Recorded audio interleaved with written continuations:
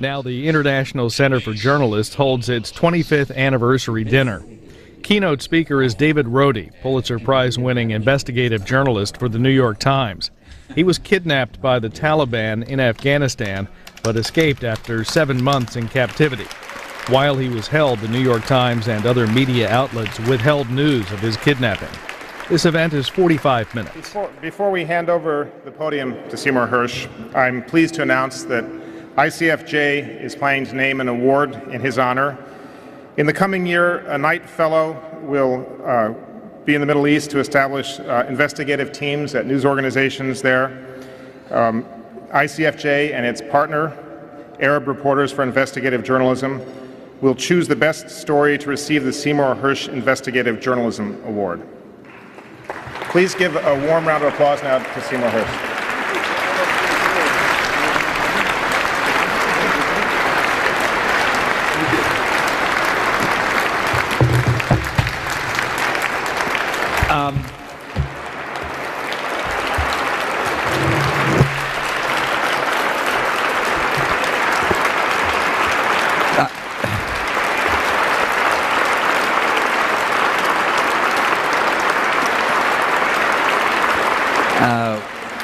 Thank you, but I was going to make fun. I had a lot of fun planned for Holbrooke, who I've known for 40 years, who once was this, Hillary Clinton once actually, I will tell you this story, she once described Dick Holbrooke, this is during the campaign last year, as the only person in America who could be talking to my husband at a cocktail party and be looking behind him to see who else is there. But anyway, I wouldn't have done too much because he's lost his sense of humor years ago. If I had his job, I would have too. So I'm sort of, let me tell you what's so impressive about this. You're talking to somebody who was born from lower middle class Eastern European family. My parents came without education. They didn't get to high school. My mother would actually clean houses. I didn't pay for school. I went to the University of Chicago. I minimal money.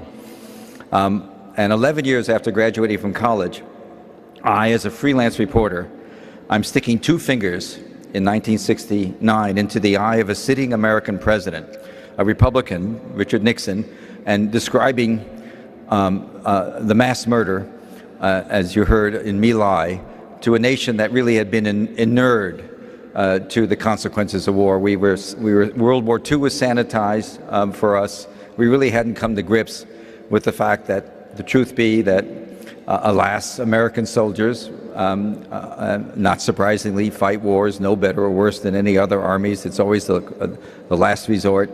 It's always brutal. It's always about payback, revenge for your buddy. It's not about the flag.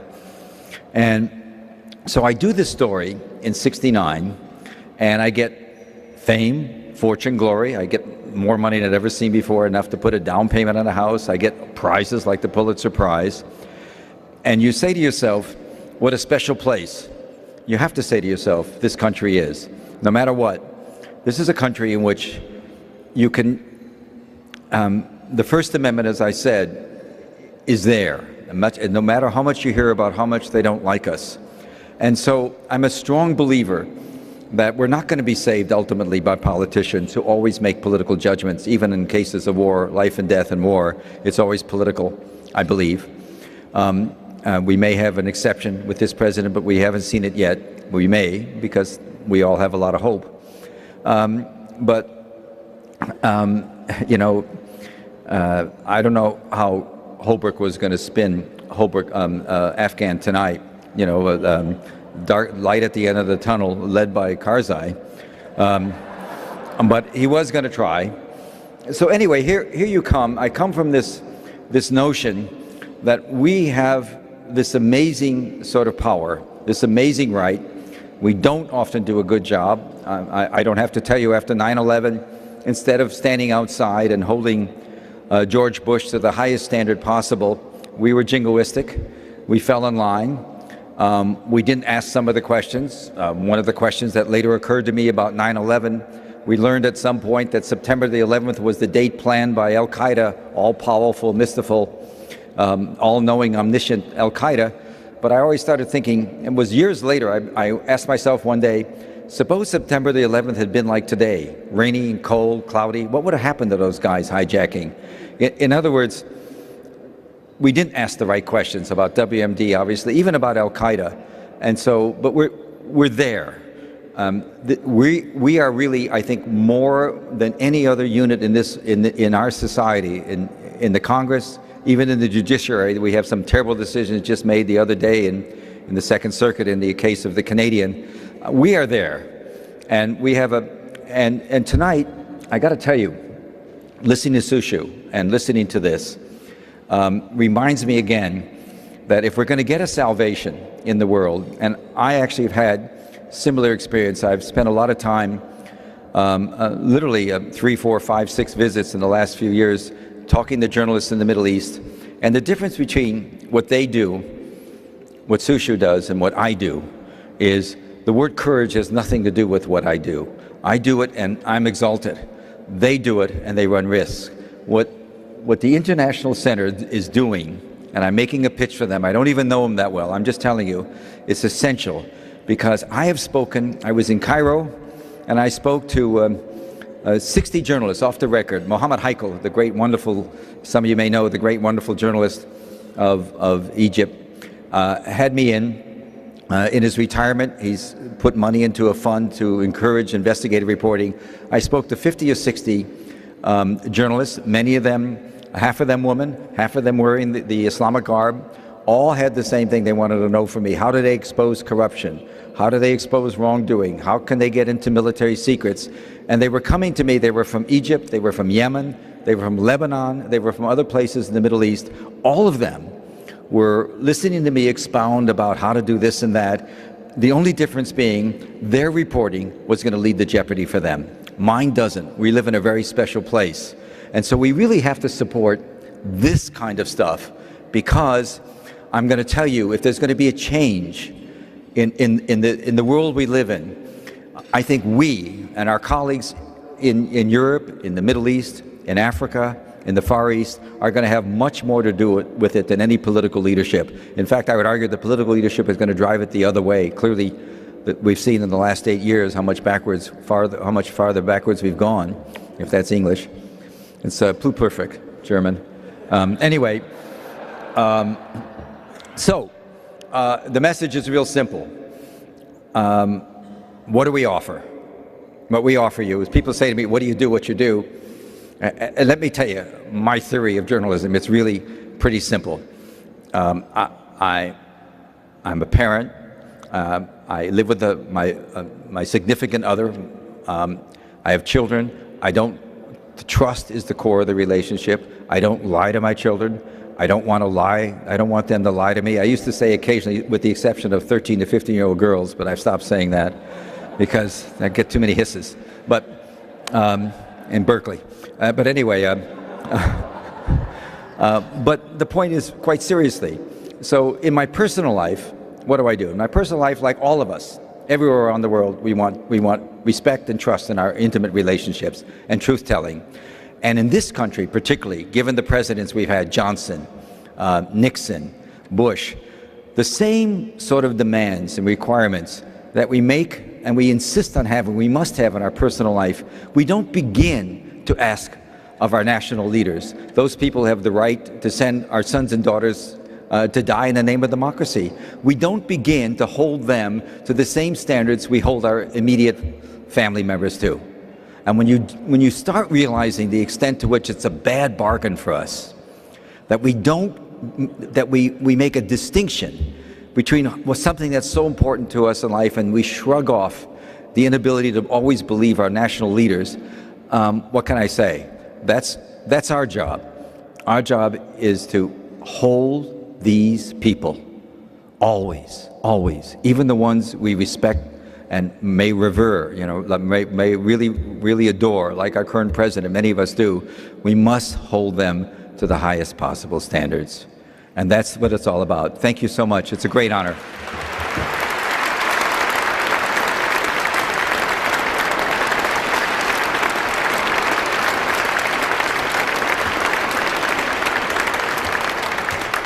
Thank you, Seymour. Truly an extraordinary figure in American journalism.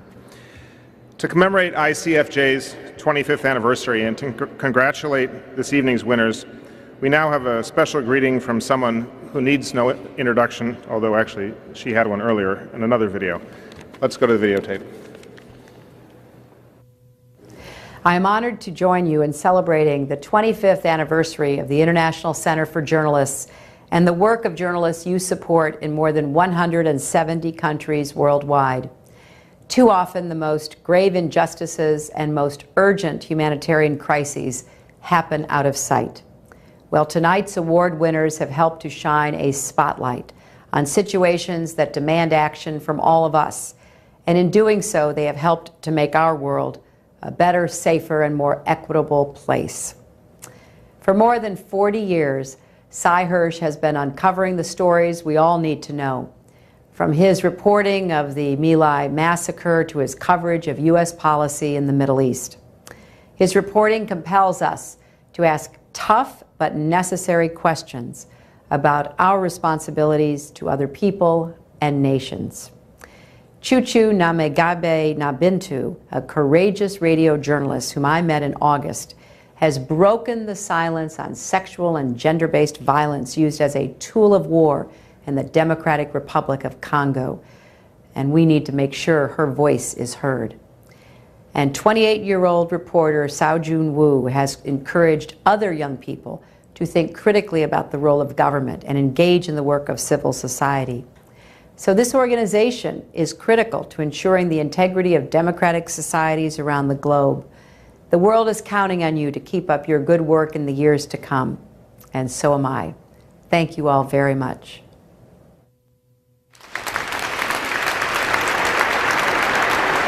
Thank you, Madam Secretary. It's now my honor to introduce Michael Golden, the Vice Chairman of the New York Times Company and of ICFJ, to introduce our evening speaker. Michael Golden.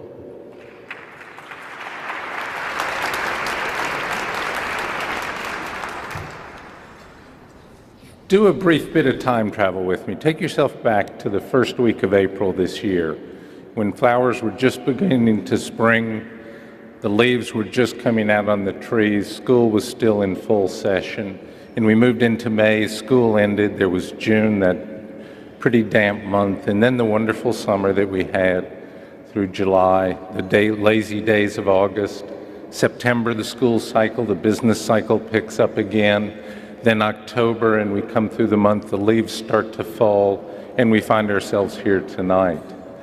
That's the period of time that David Rohde was held in captivity by the Taliban, 7 months and 10 days. David was named in 2002 the co-chief of the South Asia Bureau of the New York Times. He reported on the peacekeeping efforts in Iran and Afghanistan. He reported on the earthquake in northern Pakistan that killed 75,000 people. And while he was held in captivity, he was one of a team of New York Times reporters who received the 2009 Pulitzer for their reporting on Afghanistan and Pakistan. That was not David's first Pulitzer. In 1996, when he worked for the Christian Science Monitor, he was awarded a Pulitzer for international reporting on the Bosnian war crimes. He was, in fact, at the age of 28, the first Western reporter that went into the Bosnian Serb territory and discovered evidence of genocide and mass graves. And his hard work there was rewarded with 10 days of imprisonment, relentless interrogation, accusations of spying by the Serbian authorities. It was efforts by international reporters, organizations like this, NGOs, that finally rewarded him with his release. He wrote a book about that called Endgame, the betrayal and fall of Srebrenica. That was published in 1997 to rave reviews, and today he is working on a book on Afghanistan and Pakistan. I just can't tell you what a pleasure it is to welcome David back with us here tonight. David.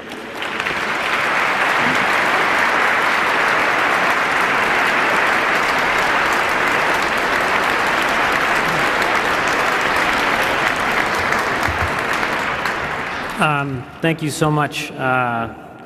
It's wonderful to be here on many levels, and I'll do my best tonight. This is actually my first time publicly speaking about the time I spent in captivity in Afghanistan and Pakistan last year. I first want to thank Michael Golden. The New York Times was incredibly supportive to me and my family throughout this entire period. It's an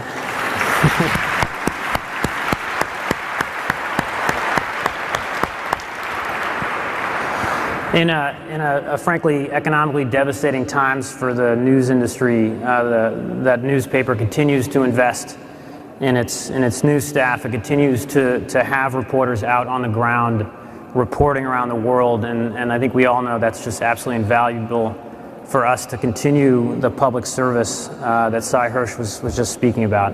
And I just thank them from the bottom of my heart for supporting my family so much. Secondly, I want to thank my wife, who's here. She married me 2 months before I managed to get myself kidnapped.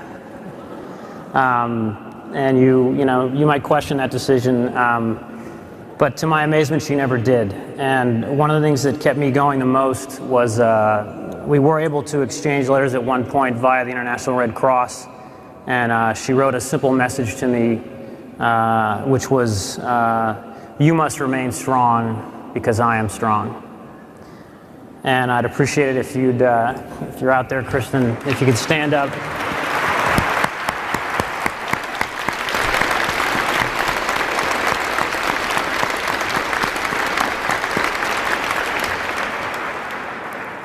And secondly, and this is, I'll get to the address, I promise.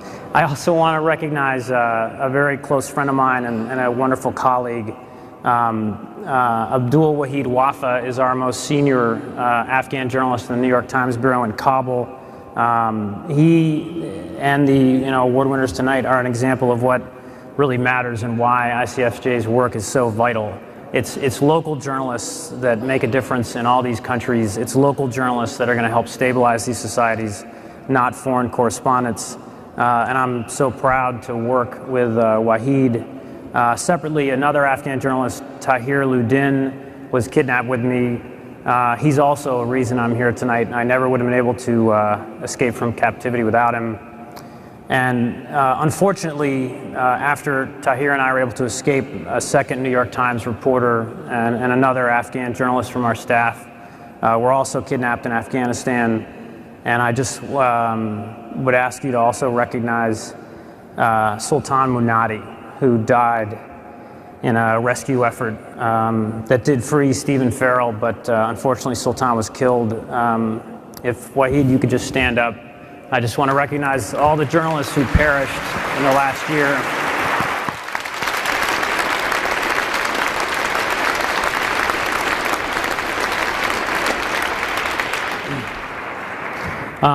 So you've been promised a keynote address, and you were promised Ambassador Holbrooke, and instead you've got me. I promise you that I won't sit here and read word for word every part of the 5-part series that appeared in the New York Times. And I suspect that many of you didn't read every word of the series. I probably wouldn't have read it myself. And those of you who did, I thank you from the bottom of my heart. What I want to do is simply tell that story. I'm not sure what else quite to do as a journalist, and describe the really complex and difficult realities I found among the Taliban, and the difficulties this country faces at this point, and the difficulties Afghans and Pakistanis face. So I'll just try to quickly run through a narrative of what occurred to me. For people that have already heard some of this in the series, I apologize to you, and then I'll be happy to sit down with George and take questions. And I just hope we can basically spark a conversation here about an enormously difficult and dangerous situation.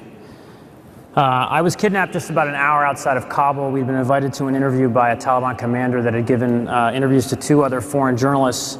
In hindsight, obviously it was a mistake to have gone to that interview. What surprised me was we were simply an hour outside of Kabul, And after we were kidnapped, the Taliban were able to move us across hundreds of miles of territory in Afghanistan. We drove at one point for 2 days straight. And during that entire stretch of time across the Afghan countryside, we didn't see a single Afghan policeman or any sort of foreign or Afghan soldier. We were smuggled over the border into the tribal areas of Pakistan, which has been written about a great deal, but very few people, fortunately, very few foreigners have not been brought there. I was amazed by what I found in the tribal areas. As we drove down the roads there, every Pakistani government checkpost had been abandoned. Instead, Taliban checkposts line the road. Thriving inside of Pakistan today is a Taliban mini-state. The Taliban regime that many believe the United States had toppled in 2001 is alive and well today, despite the deaths of thousands of Americans, Afghans, and Pakistanis.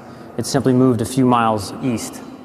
I found a world where my guards felt so much freedom and such confidence that they strolled the streets and chatted with Arab and foreign militants in Miramshah, the capital of North Waziristan. They spent their days taking bomb-making classes from Uzbek militants, learning how to make roadside bombs that they would then cross over the border and set off in Afghanistan.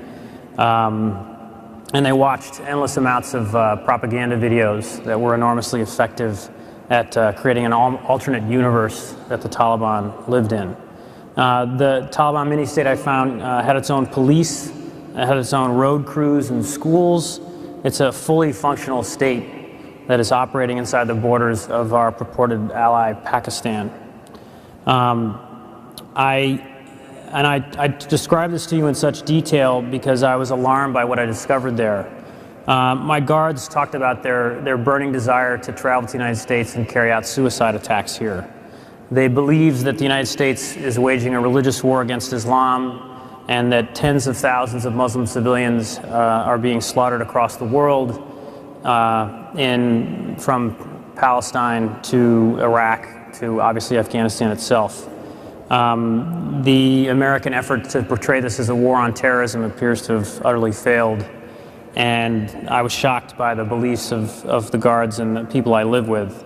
And I mentioned this earlier, and I'm happy to talk about it in the Q&A. What surprised me most was that particularly in the tribal areas, young Afghan and Pakistanis who I believe would be Taliban primarily focused on only the situations in Pakistan and Afghanistan, had spent a great deal of time in the tribal areas with foreign militants, and their views had shifted. They very much saw themselves as part of a global jihad. They very much saw themselves as working alongside al-Qaeda in an effort to establish a hardline state that would span the Islamic world. And I want to add a very large caveat here. I was in Waziristan, which is, arguably the most dangerous part of the tribal areas, full of the most hardline Islamists and militants. There are many other Taliban in Afghanistan that may be primarily focused simply on control of Afghanistan and driving American and foreign forces out of Afghanistan. But I can't begin to tell you how troubled I was by the vehemence of the hatred I found for the United States among young Afghans, young Pakistanis, and their reverence almost for Sheikh Osama, as they called him. They saw themselves as part of a great historic movement that was going to liberate the Muslim world from oppression. I lived with a suicide bomber for about 5 or 6 weeks. He was amused by me. He saw the West as a decadent culture bent on enriching itself and forcing Muslims to give up their culture and their religion. He believed that a necktie was a secret symbol of Christianity. He asked me if it was true that all Christians want to live for 1,000 years. He believed that the United States military was carrying out forcible conversions of Muslims across Afghanistan and Iraq. And he believed that Afghan women were being forced into prostitution across Afghanistan. Obviously, that's a very bleak picture, but I want to be honest with you with what I found there. I also found some skepticism among my guards. They viewed some of their commanders as more interested in money than in the jihad. But overall, it was a very disturbing and sad state in terms of their view of the war on terror and the United States' goal in Afghanistan and Pakistan. Myself and Tahir, after 7 months in captivity, had realized that our captors weren't seriously negotiating for our release. We decided our only way to escape, to end our captivity and end the suffering of our families, was to try to escape. I won't go into the detail here, but we were extraordinarily lucky to get out, and we were, I want to point out, saved when we went to a Pakistani military base. We climbed a wall at night out of the house where we were being held captive, and it was Pakistani moderates, Pakistani members of a local militia that took us on their base and saved our lives. So I walk away from this experience, you know, surprised and disappointed by the depth of the hatred and the cynicism and the harsh fundamentalism I found among some Afghans and Pakistanis, but also touched by the bravery and moderation I found among other Afghans and Pakistanis. In one sense, one Afghan lied to me and kidnapped me and held me captive for 7 months. Another one, Tahir, helped me escape and saved my life. Today, kidnapping continues in Afghanistan and Pakistan. The Haqqani network, the group that kidnapped me and operates in Waziristan, continues to operate. There are serious questions about the Pakistani military's commitment to confront the Haqqanis. Some Pakistani officials describe the Haqqanis and the Taliban as a strategic asset that Pakistan should continue to use to counter India in Afghanistan. And I'll just finish with a final anecdote. And please remember, I'm not disclosing any names tonight, but there are still journalists, local and foreign, and many, many other people, there are average Pakistanis and Afghans still being held tonight prisoner in the tribal areas. This problem has not been solved, and we were extraordinarily lucky to escape, and others will not be.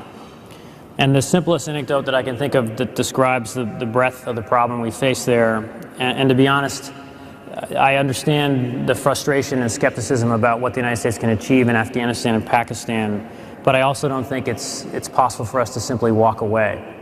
Thousands of Afghans and Pakistanis, frankly 5,000 Afghans and roughly the same number of Pakistanis have died fighting the Taliban since 2001, and there's a widespread expectation among Afghans and Pakistanis that the United States will again abandon the region as they did after the Soviet troops withdrew in 1989. Lastly, one of my last houses we were kept in as prisoners, at one point I met a young boy who was a student in a local school run by the Haqqani network. He told me that he did his chores and got money from his parents for doing his chores, and he was donating some of his money each week to a local fund for suicide bombers. It was the thing to do for young kids was to somehow help fund the purchase of materials for suicide bombings. And I then asked the young boy, what did he want to be when he grew up? And he said his first answer was, first that I want to be a fedayeen, a suicide bomber. And I said, oh, come on, you must have some other goal for what you'd want to be when you grow up. What's your second choice? And he said, well, I want to be a mujahideen, I want to be a holy warrior. And then I said, well, what's your third choice? Come on, there must be something else you want to be, a doctor, a teacher, something like that. And he said, I want to be a Muslim. And I leave you with that story. I apologize for not having a more uplifting message tonight, but it is an extraordinarily difficult and dangerous situation in the tribal areas that is destabilizing both Afghanistan and Pakistan. And I hope we can now have a conversation that will shed light on these issues and what role the United States, could or can play in that region. Thank you. Thank you, Ron. Good to see you. Thank you for sharing that with us. This is a real treat for me to get a chance to talk to you about this. I almost don't know where to begin, but I was a little surprised when you were talking just at the very end there when you said, actually gave a little bit of a prescription. You said, we cannot walk away. So let's take it to the next step. As the president is trying to figure out what he and the country should do, even if you're not willing to make a full-blown prescription, what's the single most important thing you would want him to know before he makes the decision, and the single most important question you would want him to ask? I'll, again, stay away from policy prescriptions, but based on what I experienced, there still are many moderates in Pakistan and Afghanistan that adamantly oppose the Taliban. And surprisingly, things in Pakistan have gone fairly well in terms of since the Taliban pushed into the Swat Valley and were close to Islamabad. The army then did push them out of that area. Many Pakistanis were incredibly angry, and they themselves started saying, this isn't Islam, what the Taliban are doing. This is not jihad. They're essentially criminals. There's a massive kidnapping network that I was part of that includes many more Pakistanis. And the Taliban have sort of, I think, undercut themselves in Pakistan, and it's a good sign that I think more and more Pakistanis are seeing that. There also is, on the downside, a widespread perception the United States is occupying Afghanistan and Iraq. And it's been said by many people, but I would just think a key thing is how do you more consistently, effectively, and quietly back local moderates in these countries. They're there, and they're questioning our commitment at this time. Let me ask you another question about your own story. You talked a little bit about the moment when you decided to escape, and I just wonder if you could elaborate on the decision a little bit more. I mean, how much of it was you really thought it was going to work, and how much of it was I just can't take it anymore? I never thought it was going to work. I thought I would try, and then I'd feel better the next day for having tried.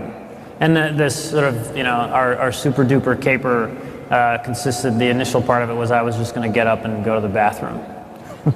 So I mean, we had planned everything out, and a couple weeks earlier I had found a car tow rope in the house where I was being held. It was next to some motor oil and wrenches, and what prompted it was that our guards, we were constantly lied to about that there were negotiations going on, and they promised they'd compromise, and they had just given this preposterous story to us that the U.S. was going to trade prisoners from Guantanamo Bay for us. So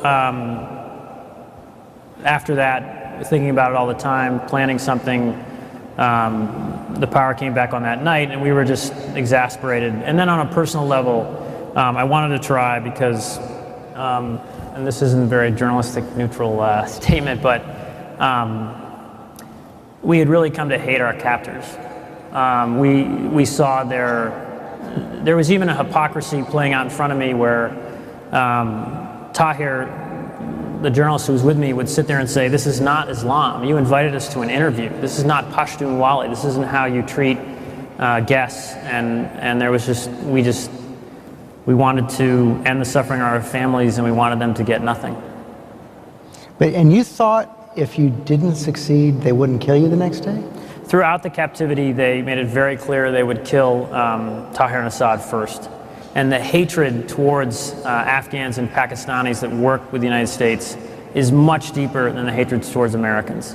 And they constantly said, and this has happened in past cases, there was a kidnapping of an Italian journalist where they killed the driver and translator, and then got a larger ransom for the journalist. So I didn't feel in that much danger. One member of the Haqqani family kept calling me the golden hen, expecting me to lay the golden egg, which was never laid, and I'm so happy and lucky to be here.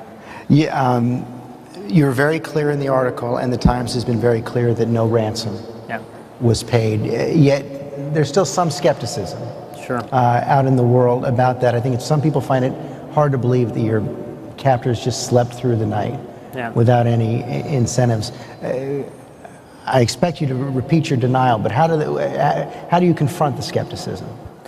Just that, I don't know, I would never write a 5-part series that was a lie. Just personally, and this newspaper, I would never run a series based on a lie. What I lived through, and I know what Tahir lived through. I've talked ad nauseum to the Pakistani, this young captain who led us on his base that night. No one was in the area. He had no idea we were coming. It took them, I think it took them 8 or 9 hours to get in a helicopter to move us out of the base. And I know there's skepticism out there, but no money was paid. There's been some writing about an earlier plan in our kidnapping to try to bribe our guards. There was information coming in about a village we were being held in. We were never held in that village. And attempts were made to try to get information about where we were being held, but they were never able to make contact with, or frankly, give money to anybody that was actually living with us. So, it's very rare, but we were extraordinarily lucky, and as I said, there's still many, many other people there. And one other thing is that just for other journalists, we fight this rumor so hard because false stories like this could encourage future kidnappings. And from the bottom of my heart, no ransom was paid in this case. Our guards were not bribed. We escaped. And I just, it's the truth. And I don't want to see other journalists put in danger because of false stories. And I regret, what I did and what happened to me, and don't want to cause future problems for other people. Can you imagine going back to report from there?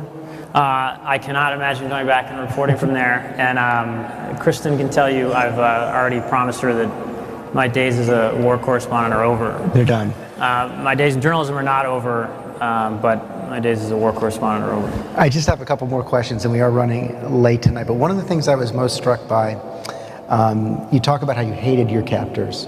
You also write in the articles about how they tried to convert you over time, and you described yourself at the beginning of your captivity as either a non-practicing or a non-observant Christian, yet on the you also talk about how over the course of your captivity you prayed to calm yourself down, and in fact on the night you escaped, you said, "God forgive me 2,000 times."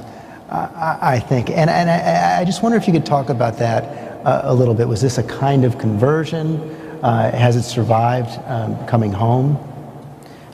In terms of their efforts to convert me, the more time I spent with them and the more I saw Tahir argue with them, it became clear to me that, and it's overly simplistic, but that Tahir was the true Islam. He was honest. He was, he feared God. He told the truth. And they did not. They incessantly lied to us. They were, frankly, greedy. So one basic thing is to not sort of cede Islam to them or in any way, shape, or form think that they represent this religion. The vast number of Afghans and Pakistanis who are opposed to the Taliban are the majority, and the true Muslims. And in terms of my personal religious beliefs, I don't know if repeating a prayer during the day is, that this, some greater being hears the prayer and reaches down and you feel better magically, or if it's simply a psychological trick that, you say these things and you feel centered.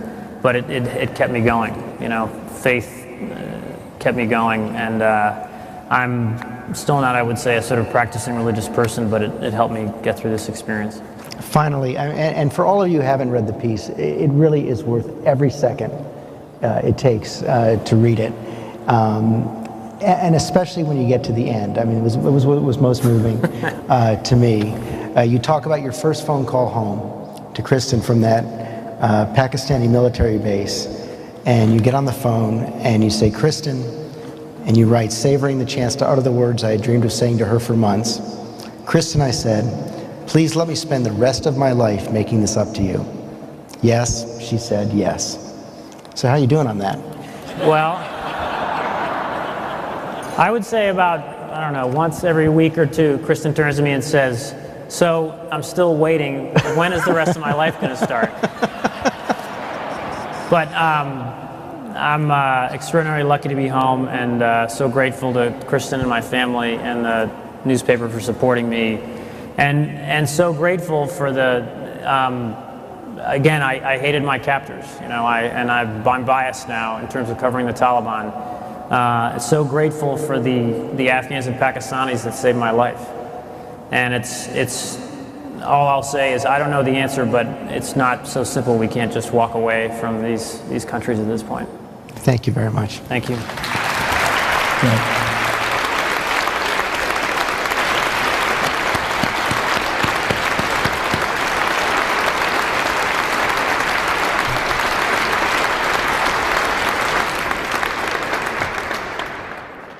Thank you very much, David, for sharing your story. I couldn't wait to get the paper every day when it was running. It was an amazing story, and we're delighted that you were able to share it with us today. And thanks to George, as always, for being for a great discussion and for being such a great host. In a very special year, our 25th anniversary, there are a few people I have to thank for their long-time dedication to helping journalists around the world.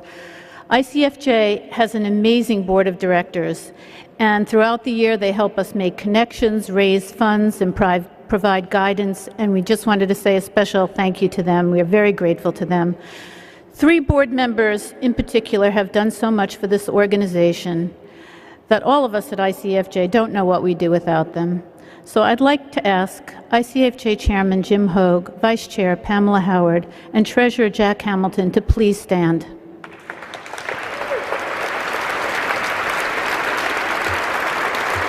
We'd like to offer you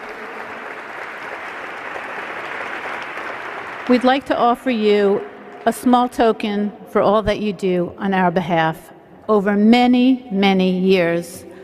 I'm also truly blessed with the remarkable staff who work so hard throughout the year. And I'd like to thank Violca Stula, Don Arteaga, Sharon Connell, Amy Martin, and Joy Marie McKenzie for organizing this dinner and making it such a success.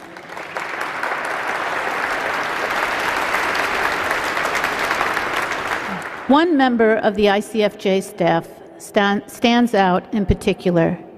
Nancy Fry joined ICFJ 25 years ago to keep the books.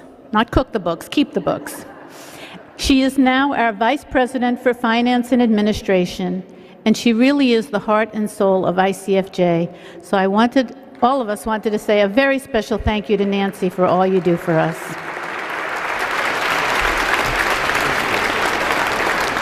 Finally, I'd like to thank the absolutely stellar CBS team for producing the amazing videos of our award winners. Special thanks goes to John Malloy, Tony Cavan, Anthony Mason, and especially CBS producer Mark Sturcio.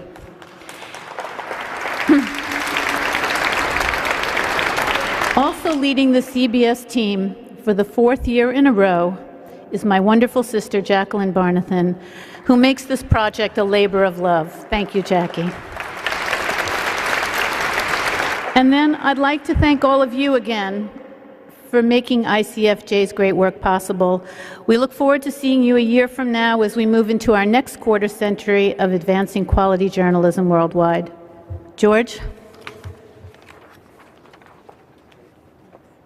Thank you, Joyce. Thanks again to all of you for making this such a success tonight.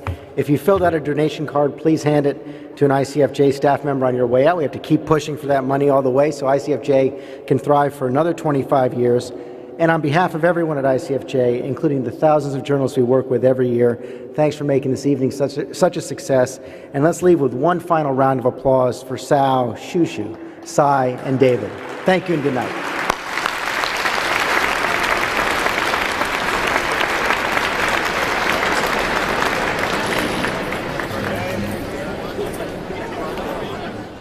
Now the International Center for Journalists holds its 25th anniversary dinner. Keynote speaker is David Rohde, Pulitzer Prize-winning investigative journalist for the New York Times. He was kidnapped by the Taliban in Afghanistan, but escaped after 7 months in captivity. While he was held, the New York Times and other media outlets withheld news of his kidnapping. This event is 45 minutes. Before we hand over the podium to Seymour Hersh, I'm pleased to announce that ICFJ is planning to name an award in his honor. In the coming year, a Knight Fellow will be in the Middle East to establish investigative teams at news organizations there. ICFJ and its partner, Arab Reporters for Investigative Journalism, will choose the best story to receive the Seymour Hersh Investigative Journalism Award. Please give a warm round of applause now to Seymour Hersh.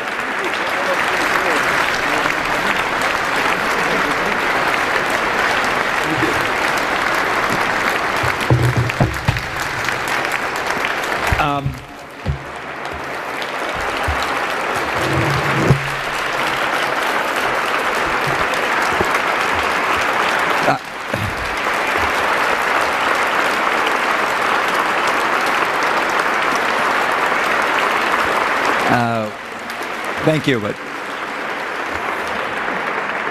that, alas, American soldiers, not surprisingly, fight wars no better or worse than any other armies. It's always the last resort.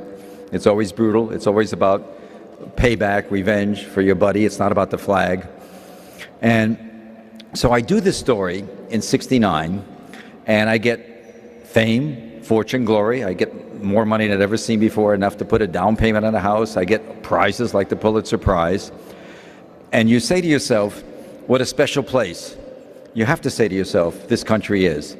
No matter what, this is a country in which you can, the First Amendment, as I said, is there. And no matter how much you hear about how much they don't like us. And so I'm a strong believer that we're not going to be saved ultimately by politicians who always make political judgments, even in cases of war, life and death and war. It's always political, I believe.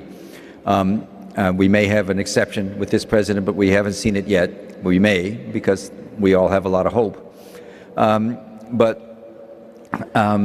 You know, I don't know how Holbrooke was going to spin Afghan tonight. You know, dark light at the end of the tunnel, led by Karzai, but he was going to try. So anyway, here you come. I come from this notion that we have this. I was going to make fun. I had a lot of fun planned for Holbrooke, who I've known for 40 years, who once was this. Clinton once actually. I will tell you this story. She once described Dick Holbrooke. This is during the campaign last year, as the only person in America who could be talking to my husband at a cocktail party and be looking behind him to see who else is there. But anyway, I wouldn't have done too much because he's lost his sense of humor years ago. If I had his job, I would have too. So I'm sort of, let me tell you what's so impressive about this. You're talking to somebody who was born from lower middle class Eastern European family. My parents came without education. They didn't get to high school. My mother would actually clean houses. I didn't pay for school. I went to the University of Chicago. I minimal money. And 11 years after graduating from college, as a freelance reporter, I'm sticking two fingers in 1969 into the eye of a sitting American president, a Republican, Richard Nixon, and describing the mass murder, as you heard in My Lai, to a nation that really had been inured to the consequences of war. World War II was sanitized for us. We really hadn't come to grips with the fact that the truth be, what Sushu does and what I do is the word courage has nothing to do with what I do. I do it and I'm exalted. They do it and they run risks.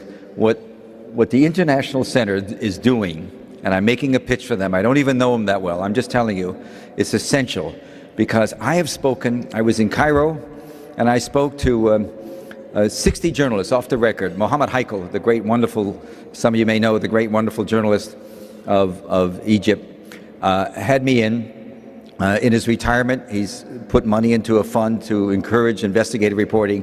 I spoke to 50 or 60 journalists, many of them, half of them women, half of them wearing the Islamic garb, all had the same thing they wanted to know from me. How do they expose corruption? How do they expose wrongdoing? How can they get into military secrets? And they were coming to me. They were from Egypt, they were from Yemen, they were from Lebanon, they were from other places in the Middle East. All of them were listening to me expound about how to do this and that. The only difference being their reporting was going to lead to jeopardy for them. Mine doesn't. We live in a very special place. And so we really have to support this kind of stuff, because I'm going to tell you, if there's going to be a change in the world we live in, I think we and our colleagues in Europe, in the Middle East, in Africa, in the Far East, are going to have much more to do with it than any political leadership. In fact, I would argue amazing sort of power, this amazing right. We don't often do a good job. I don't have to tell you, after 9/11, instead of standing outside and holding George Bush to the highest standard possible, we were jingoistic. We fell in line. We didn't ask some of the questions. One of the questions that later occurred to me about 9/11, we learned at some point that September the 11th was the date planned by Al-Qaeda, all-powerful, mystical, all-knowing, omniscient Al-Qaeda.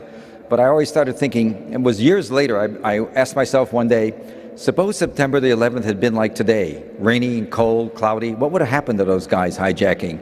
In other words, we didn't ask the right questions about WMD, obviously, even about Al-Qaeda. And so, but we're there. We are really, I think, more than any other unit in our society, in the Congress, even in the judiciary. We have some terrible decisions just made the other day in the Second Circuit in the case of the Canadian. We are there, and we have and tonight, I got to tell you, listening to Sushu and listening to this reminds me again that if we're going to get a salvation in the world, and I actually have had similar experience. I've spent a lot of time, literally 3, 4, 5, 6 visits in the last few years, talking to journalists in the Middle East, and the difference between what they do